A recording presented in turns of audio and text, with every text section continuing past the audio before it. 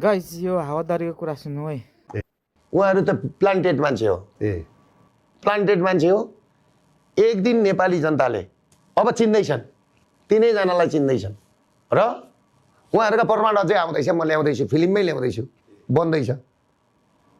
सिंहदरबार सर्वोच्च अदालतमा आगो लगाएर भित्र बसेर बन्द कोठामा बस्ने मान्छे र उहाँहरूकै योजनामा रवि लामिछानेलाई प्रधानमन्त्री बनाउने ज्यापै झिकेर ल्याएको नि हो प्रधानमन्त्री बनाउन जेलबाट।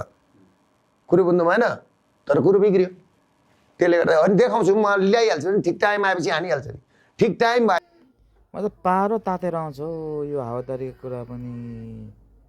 कहिले के बनाएछ, कहिले के बनाएछ। एउटा कुरा त सत्य बोल्नु, बोलेको कुरा त कि त पुरा गर्नु होइन। प्रमाण छ भन्छ, ल्याउने चाहिँ होइन, गफ मात्रै दिएर हो लै। जनतालाई भत्काउने काम गर्छ यो त, भत्काउने। खै हो लै के भन्नु र।